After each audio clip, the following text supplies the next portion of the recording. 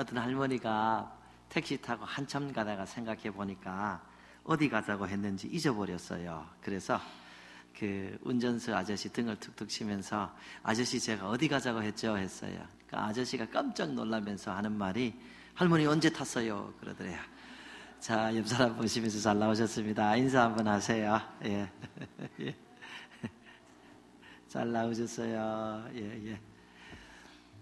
많이 잊어버리지 마시기 바랍니다. 예, 예. 자, 우리 디모데전서는 우리가 잘 아는 대로 바울 사도께서 사랑하는 아들과 같은 제자 디모데에게 편지한 내용입니다. 오늘 본문 말씀 이 4장 12절입니다. 누구든지 내 연소함을 업신여기지 못하게 하고 오직 말과 행실과 사랑과 믿음과 정절에 있어서 믿는 자에게 본이 되어 누구든지 내 연소함을 인해서 업신여기지 못하게 하라. 나이가 어린 것 때문에 너를 무시하거나 멸시하지 못하게 하라라고 말씀합니다. 이 본인이 사랑하는 그런 이 아들과 같은 제자니까 이렇게 존경받는 걸 원했죠. 이렇게 멋있게 목회하는 걸 원했습니다. 그래서 바울 사도께서 나이가 어린 이유 때문에 너 업신여김 받는 거 그런 거 하지 말라, 당하지 말라 하시면서 어떻게 우리가 존경받는 신앙인으로 살아갈 수 있을까? 그리스도인답게 살라, 이 말씀을 하고 있습니다. 특별히 말과 행실과 그리고 사랑과 믿음과 정절에 있어서 그리스도인답게 믿는 자들에게 본이 된다면 누가 나이 때문에 너를 우습게 알겠느냐?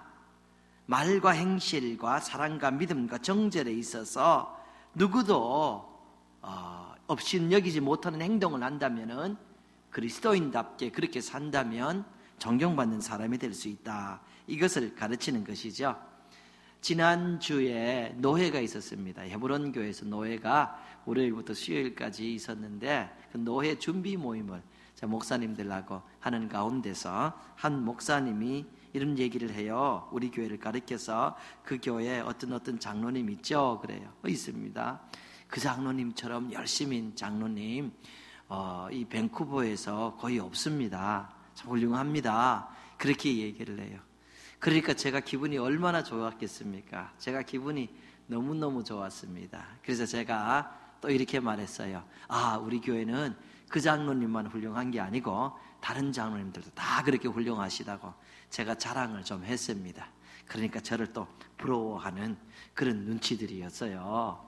이 성도들이 이렇게 제가 나갔을 때 이렇게 존경받는 얘기를 들을 때에 기분이 좋은 거예요. 그리고 우리 성도들은 장로님들만 아니라 모든 성도들이 그리스도인들답게 존경받는 사람들이 되기를 저는 참 소망하고, 또 여러분들을 위해서라도 제가 나가서 행동을 마음대로 하거나 말을 마음대로 하지 않아서 저도 존경받는 사람이 되면 여러분들에게도 좋지 않을까, 그런 생각을 합니다.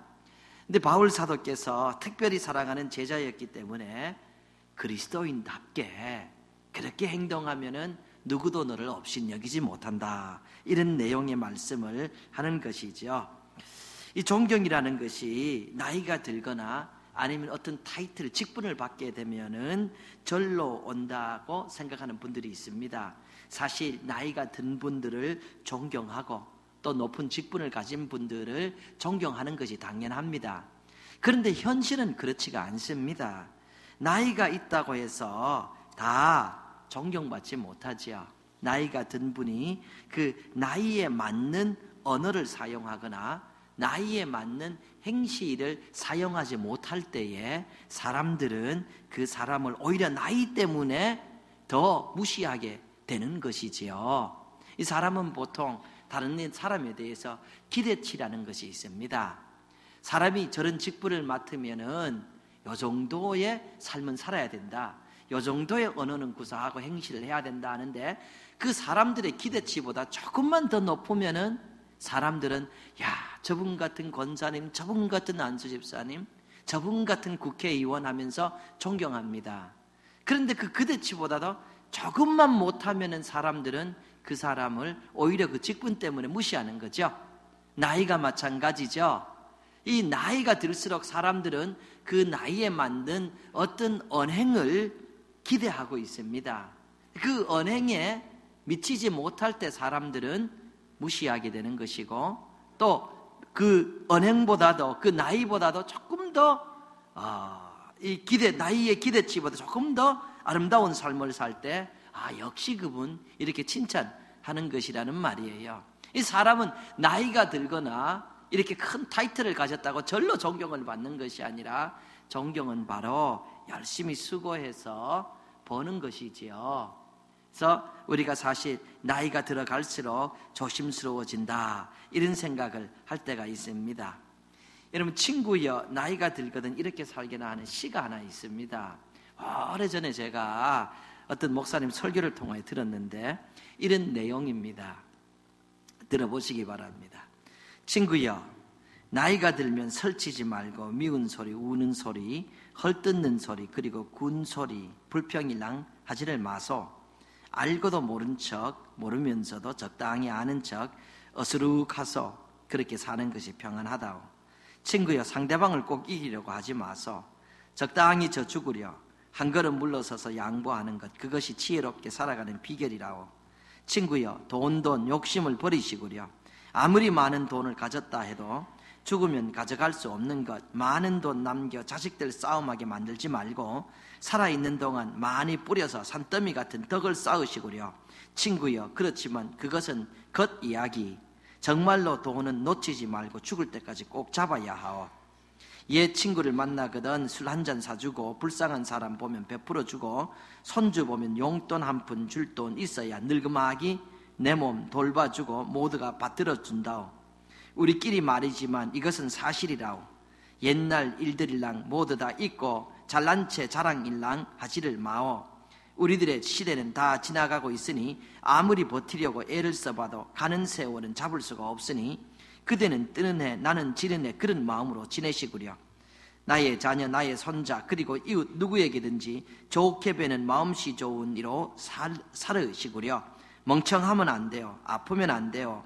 그러면 괄시를 한다오. 아무쪼록 오래오래 살으시구려. 친구여. 이 시가 상당히 저는 나이가 그렇게 많지 않은데도 마음에 와 닿았습니다. 그 정도 사람이 나이가 들수록 조심스럽게 살아야 된다, 이 말씀을 하고 있는 것입니다. 그렇습니다. 이 존경이라는 것이 그리스도인이라고 해도 절로 오는 것이 아니라 행동에 따라서 같이 온다라는 것입니다. 말씀드렸듯이 교회 직분이 마찬가지입니다. 장로님, 목사님 되면은 당연히 이렇게 존경해 드려야 됩니다. 그런데 그 타이틀로 존경받는 것은 오래가지 못합니다. 장로가 되고 목사가 되어서 저 정도밖에 되지 않은가, 거기에 대한 기대치에 못 미칠 때 사람들은 서슴없이 그렇게 이야기하고 오히려 무시하는 그러한 단추를 우리가 끼워준다라는 것이지요. 그래서 어떤 목사님 하시는 말씀이 나이가 들수록 이 목사도 더 조심스럽다, 그렇게 얘기합니다. 그래요. 존경은 학생이 공부 열심히 하여서 좋은 성적을 얻듯이 인생을 아름답게 살아서 벌어들이는 겁니다. 사업가가 열심히 일을 해서 소득을 가지듯이 존경도 벌어들이는 겁니다. 결국은 타이틀도 나이도 아니고 존경이란 그 언어를 통하여 행실을 통하여 오는 그러한 오는 인품이다 하는 것입니다. 그리스도인은 어떻게 살아야 되는가? 바울 사도께서 사랑하는 디모데에게 첫째로 말의 본이 되라, 말 조심하라, 말 잘하라, 이런 말씀을 하고 있는 겁니다. 세상 속에 살고 있습니다. 그러니까 참되지 못한 것들, 경건하지 못한 것들, 옳지 않는 것들, 부정한 것들, 미움이 가득한 것들, 책망할 것들, 덕스럽지 못한 것들, 이런 것들이 얼마나 많습니까? 예? 그런데 그 반대로 참된 말도 많고 경건한 말도 많습니다. 아름다운 말도 많고 사랑받을 만한 것도 많고 칭찬할 만한 것도 많습니다. 덕스러운 것도 많다는 거예요. 성도가 성도로서 그리스도인답게 어떻게 살아가는가, 이런 것을 구별하고 아름답고 덕스럽고 복된 언어를 통하여서 구별된다라는 것입니다. 잠언서 18장 21절을 보면은 죽고 사는 것이 혀의 힘에 달렸나니 혀를 쓰기 좋아하는 자는 혀의 열매를 먹으리라. 죽고 사는 것까지 말을 잘 내야 혀를 통하여 그것이 달려있다라고 말씀하고 있습니다. 사람이 말하는 것 보면은 사실 그 사람이 어떤 사람인지 대충 알 수가 있습니다. 말을 하는 소리를 들어보면은 저분은 존경받을 만한 사람인지, 아니면 저분은 내가 좀 도망 다녀야겠다, 저분은 피해야겠다, 이런 것을 알 수가 있죠. 여러분, 우리가 말을 할 때 무엇을 지불하지 않습니다. 사실 말을 할 때 돈 지불하지 않습니다. 금을 지불하는 것도 아닙니다. 그런데 말을 할 때 돈과 금보다 더 귀중한 인품을 지불합니다. 사람됨을 지불합니다. 왜? 사람들은 내가 말하는 걸 보고 내 인품을 저울질하고 있기 때문입니다. 내가 어떤 사람인지 사람들은 속으로 생각하고 있기 때문입니다. 돈 들이지 않는 것이라고 해서 함부로 얘기하는 것이 아니라는 말씀이지요. 마태복음 12장 36절 37절을 보면 내가 너희에게 이르노니 사람이 무슨 무익한 말을 하든지 심판날에 이에 대하여 신문을 받으리니 내 말로 의롭다 함을 받고 내 말로 정죄함을 받으리라. 그 말 때문에 우리가 하나님 앞에 의롭다 함을 받을 수도 있고, 그 말 때문에 우리가 이 정죄함을 받을 수도 있다라는 것입니다. 여러분, 말로써 우리가 행복을 만들어 갈 수도 있고 불행을 만들어 갈 수도 있는 것입니다. 여러분, 정말 간단하지만 좋은 말이 많습니다. 참 수고하셨습니다. 최고입니다. 덕분에 일이 참 잘 끝났습니다. 이해합니다. 잘 지내셨지요? 고맙습니다. 사랑합니다. 참 맛이 좋네요. 인상이 참 좋습니다. 예? 자꾸 들어도 참 좋은 말씀 하시네요. 좋은 말이 굉장히 많습니다. 물론 인상이 나쁜 사람 보고 인상 좋습니다 하면 안 됩니다. 예? 물론 듣기 싫은 말 하는데도 듣기 좋습니다 이런 말 하면 안 됩니다. 우리가 진실되게 말을 해도 좋은 말이 많습니다. 장로님 정말로 존경스럽습니다. 권사님 정말 최고입니다. 늘 잘해주셔서 감사합니다. 여보, 당신 사랑해요. 당신 때문에 내가 정말 행복을 느껴요. 얼마나 좋은 말이 많습니까? 그런데 나쁜 말 또한 얼마나 많이 있습니까? 꼴값 하고 있네. 정말 듣고 싶지 않죠? 정말 듣고 싶지 않습니다. 뭐 얼마나 가는지 한번 두고 보자. 그런 사람 별로 무섭지 않지만 나빠요. 혼자 잘났고 혼자 잘난 채 지 자식 지만 자랑하는 이런 여러 가지 나쁜 말들이 있습니다. 사랑하는 성도님들, 돈을 지불하지 않는다고 해서 말씀드렸듯이 함부로 이 말을 버텨버리면 여러분의 인품을 팔아버리는 격이 되고 여러분의 행복을 팔아버리는 그런 격이 된다라는 것이에요. 잠언서 12장 25절을 보면은 선한 말은 그것을 즐겁게 하느니라. 그것을 마음을 즐겁게 한다, 이 말씀입니다. 맞지요? 선한 말은 듣는 사람의 그 마음도 즐겁게 하고 하는 사람의 마음도 즐겁게 하는 것입니다. 평생 즐겁고 살고 행복하게 살고 싶으면은 말을 행복하게, 말을 선하게 하라. 이것이 성경의 가르침인 것이에요. 말을 가지고 우리는 행복을 만들 수도 있고 불행을 만들 수도 있는 것입니다. 아무리 가정에서 남편도 멋있고 아내도 멋있고 돈도 있고 자식도 잘나서 모든 사람들이 멋이 있는 가정이라고 하지만 그 안에서 하는 언어가 멋이 없으면 멋없는 가정입니다. 모든 것이 갖추어져도 말이 아름답지 못한 가정은 아름답지 못한 가정이에요. 모든 것이 있어도 불행을 쏟아내는 말을 하는 가정은 불행한 가정이고 행복한 말을 하는 가정은 행복한 가정이지요. 우리가 말을 가지고 행복을 만들고 말을 가지고 인품을 만들고 말을 가지고 존경받는 사람이 될 수가 있고 그리스도인의 품위를 나타낼 수가 있는 것입니다. 잠언서 17장 말씀입니다. 마음이 굽은 자는 복을 얻지 못하고 혀가 패역한 자는 재앙에 빠지느니라. 혀가 패역한 자는 재앙에 빠진다. 평생 어려움 속에서 그리고 재앙을 겪으며 고민하고 살고 싶은 방법은 그 힘들지 않다고 성경이 가르치는 것이에요. 말을 패역한 자처럼, 영어로 보면 deceitful이라고 하는데 거짓스럽게 속임수를 가지고 말을 그렇게 하면은 그렇게 어렵게 산다 이거예요. 평생 어렵게 사는 방법, 말을 그렇게 하라 이렇게 얘기하는 겁니다. 그러나 그리스도인답게 말을 선하게 하고 말을 아름답게 하고 말을 기쁘게 하는 사람은 그 열매를 먹게 되는 것이고 화목하고 존경받는 사람이 된다. 바울 사도께서 사랑하는 그 아들 같은 디모데에게 이렇게 그리스도인답게 살라, 말에 있어서 본이래라 가르치고 있는 것입니다.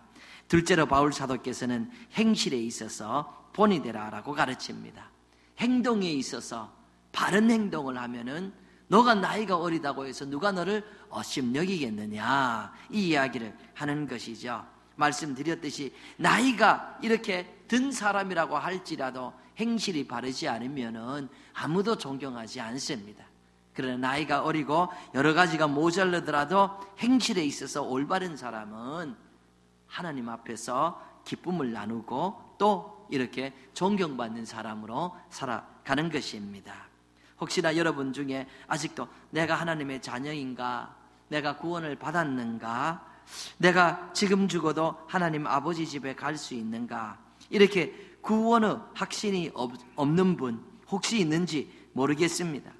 성경은 분명히 말씀하고 있습니다.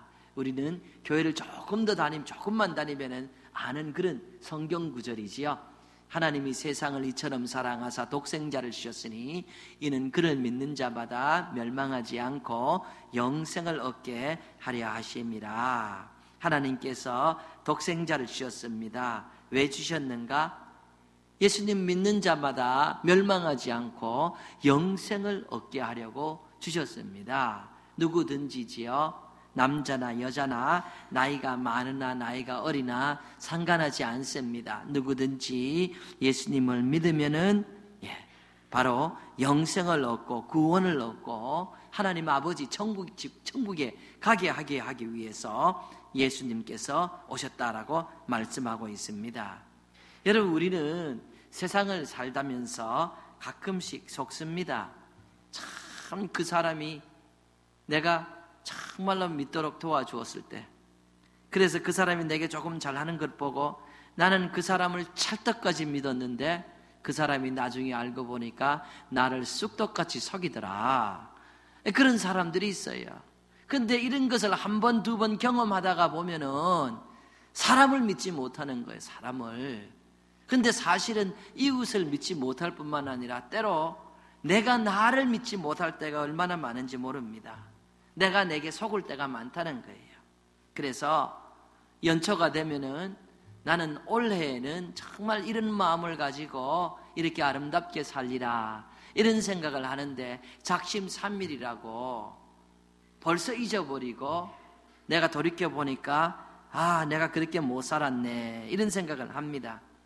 연초가 되면 내가 올해는 아내를 정말 더 사랑하고 남편에게 정말 도움이 되는 사람, 내가 교회생활 더 열심히 하고 직장에서 더 열심히 하리라, 이런 여러 가지 좋은 생각을 하는데 얼마 가지 못해서 그 결심 다 잃어버리고 생각을 하면은 이런 것들이 한 번, 두 번, 세 번 이렇게 반복되다 보면은 나중에는 그 결심에도 소용없어, 나 금방 또 그 결심 무너질 텐데, 내가 내게 약속해도 소용없어, 나 자신에 대해서 실망합니다. 그래서 내가 나를 믿지 못한다라는 말씀입니다. 성도님들, 이웃을 믿지 못하고 내가 나를 믿지 못하더라도 하나님의 말씀은 꼭 믿으시기 바랍니다. 예수님은 꼭 믿으시기 바랍니다. 우리가 그런 말 많이 하지요. 우리는 교회에 누구 보러 가는 것이 아니라 예수님 보러 가고 예수님 믿으러 간다라고 말을 합니다. 맞습니다. 사람들은 믿음의 대상이 아닙니다. 나 스스로도 사실 의지의 대상이 아닙니다. 예수님이 믿음의 대상이고 예수님의 의지의 대상입니다. 말씀이 믿음의 대상입니다. 그래서 세상 모든 사람을 믿지 못하고 나 스스로를 믿지 못하더라도 나는 이 말씀을 믿고 하나님을 믿습니다. 믿음 굳세시기를 바랍니다. 참으로 하나님이 세상을 이처럼 사랑하사 독생자를 주셨으니 이는 그를 믿는 자마다 멸망하지 않고 영생을 얻게 하려 하심이라. 하나님의 말씀을 믿고 예수님을 믿고 나는 하나님 손에 붙들린 하나님의 사람이다. 이 믿음 더욱더 굳세게 하시기를 부탁을 드리겠습니다. 빌립보서 3장 20절 말씀입니다. 그러나 우리의 시민권은 하늘에 있는지라 거기로부터 구원하는 자 곧 주 예수 그리스도를 기다리노니. 우리 시민권, 예수님을 믿는 사람의 참 시민권은 하늘나라에 있다는 것입니다. 우리는 천국의 시민이다 이렇게 말씀하고 있습니다. 이것이 얼마나 귀중한가요? 사실 지난주에 밴쿠버에 있다가 토론토로 아는 목사님이 카카오톡을 하나 보냈어요. 저는 별로 잘 안 하는데 그래 보니까 위에 이제 저는 카나디안 여자하고 살고 있습니다. 그렇게 써놨어요. 그래서 제가 깜짝 놀라서 아니 이 여자이 가서 무슨 새로 이혼하고 새로 여자 만났나 그렇게 느끼고 이 사진들을 쭉 보니까 와이프가 카나다 시민권을 땄어요. 그래서 사진 찍었는데 자기 카나다인 여자하고 산다고 그렇게 이렇게 카카오톡을 사진과 함께 보냈어요. 카나다 이 영주권도 귀중한데 시민권은 얼마나 귀중합니까? 카나다인으로서 모든 권리와 또 모든 그 특권을 누릴 수가 있는 겁니다. 그런데 이 카나다 시민권도 여러분 받은 사람들이 받은 지 오래되니까 귀중한지 잘 모릅니다. 없는 사람들만 귀중한지 압니다. 천국 시민도 마찬가지입니다. 우리가 예수님을 믿어서 하나님의 자녀가 된 지 오랜 시간이 지나는 가운데서 그것이 귀중한지 모릅니다. 그것을 때로 망각할 때가 있다는 말이에요. 그런데 하나님 나라의 시민권보다 더 귀중한 거는 없습니다. 인생을 아무리 출세 많이 하고 성공 많이 하고 싶은 거 다 하고 살았더라도 그 시민권 없으면 나중에 다 실패한 인생이 됩니다. 이것이 귀중하다라는 말씀이에요. 우리가 이 세상에서 천년만년 사는 것이 아닙니다. 먼 나라의 사신으로 같은 신하가 때가 되면은 그 본국으로 돌아가서 임금을 만나야 하는 그 준비를 하듯이 우리는 때가 되면은 우리의 왕이 계신 우리의 시민이 우리가 시민인 하나님 아버지 나라에 가서 하나님 아버지를 만날 준비를 하면서 살아간다라는 것입니다. 그래서 솔로몬이 이런 내용의 말씀을 결론적으로 했죠. 전도서 12장 13절입니다. 이 일의 결국을 다 들었으니 하나님을 경외하고 그의 명령들을 지킬지어다. 이것이 모든 사람의 본분이니라. 사람이 무엇을 하면서 살아가야 되는가? 누구라도 하나님을 경외하며 그 명령을 지켜야 된다는 것이에요. 천국 시민인 우리는 더욱더 그렇게 경외하면서 예배드리는 삶을 살아야 된다는 것입니다. 우리가 교회를 다니면서 정말 그리스도인답게 하늘나라에 가는 하나님의 시민답게 예배 한 번을 드려도 경건하게 최선을 다해 드리고 교회에 와서 하나님을 섬겨도 참 아름다운 삶을 아름다운 모습으로 겸손하게 섬긴다 하면은 사실 누가 그분을 그렇게 멸시할 수 있겠습니까? 그런데 우리가 교회를 5년 10년 다녔지만은 거기에 맞지 않게 예배를 드리고 거기에 맞지 않게 신앙생활을 하니까 사람들이 때로 아이 그렇게 하면서 좀 무시도 하고 멸시도 한다는 거예요. 사람이 예배를 한 번 드려도 정말 경건하게 천국 시민답게 그리스도인답게, 사람이 하나님 앞에 찬송을 한 번 해도 정말 최선을 다하고 기도를 해도 정말 그리스도인답게 간절하게 올린다면은 아무도 너를 무시할 사람이 없다. 바울 사도께서 그 디모데에게 가르쳐주는 말씀이지요. 신앙생활을 해도 신앙인답게 하라, 이것입니다. 우리는 때로 그렇게 최선을 다해서 주님을 섬기다 보면은 예기치 않는 그러한 어려움이나 또 고난이 또 손해가 있을 수가 있습니다. 그러나 그럼에도 불구하고 계속 아름답게 살 때에 하나님께서 영광을 받으시고 사람들이 보기에도 참 신앙인답다라는 것입니다. 어려우면 어려울수록 그리스도인답게, 천국의 시민답게 깨끗한 마음 유지하고 오래 참고 거짓이 없고 순결한 마음으로 서로 사랑하고 진리의 말씀을 나누면서 하루하루 살아간다면은 나도 모르는 사이에 내 이 존경이 모이게 된다. 하나님께서 축복하고 상 주는 사람이 된다라는 것입니다. 내 유익만 구하는 것이 아니라 그럼에도 불구하고 저는 그리스도인으로서 올바로 살겠습니다. 내 행동을 바로 하겠습니다. 이것이 기중하지요. 고린도후서 6장 8절에서 10절입니다.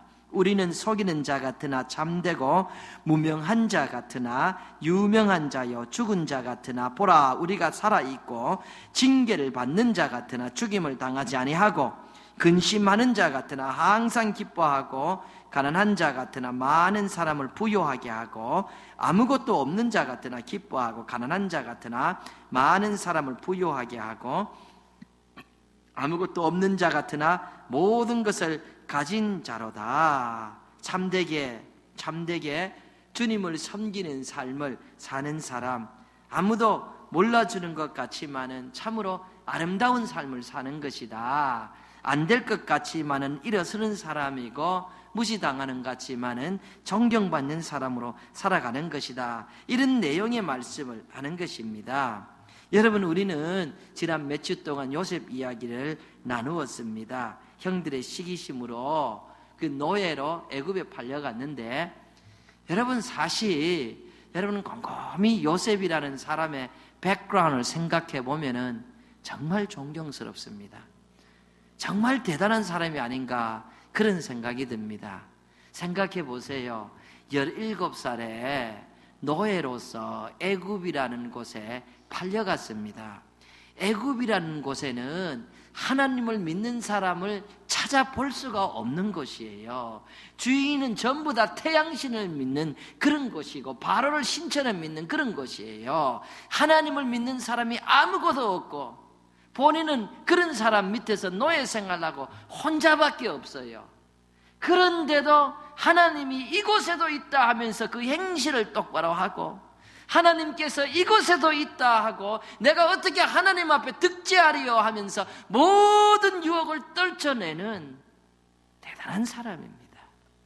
이 우스운 사람이 아니에요. 17세 어린 나이로 가서 그 소년으로서의 믿음을 꼭 지키고 혼자 살면서 본국의 언어를 잊어버리지 않고 형들이 왔을 때 형들하고 대화를 그냥 자연스럽게 하고, 그 삶이 우스운 사람이 아니에요. 나이가 어려도 그가 신앙을 지키면서 하나님 앞에 어찌 득제하리요 살았을 때 너무너무 멋있는 사람이에요. 때가 되니까 은혜를 베풀었는데요. 여러분들, 넘어진 것 같지만은 요셉이 넘어진 것 아닙니다. 죽은 자 같았지만은 죽은 사람이 아닙니다. 무명한 아무것도 아닌 자 같았지만 하나님께서 너는 그래도 내 눈에 유명한 사람이라 하고 때가 되니까 그를 높여주신 것을 여러분 우리는 잘 알고 있습니다. 그렇습니다. 우리가 그리스도인이고 하나님의 시민입니다. 하나님의 시민으로서 말을 우리가 시민답게 하고 그리스도인답게 하고 우리의 행실을 환경과 상관없이 올바로 할 때에 하나님이 영광 받으십니다. 우리의 삶에 복이 있습니다. 여러분의 영혼도 여러분의 범사도 몸도 강건하시기를 예수님의 이름으로 축복합니다. 아멘. 일어나셔서 우리 찬송하십시다.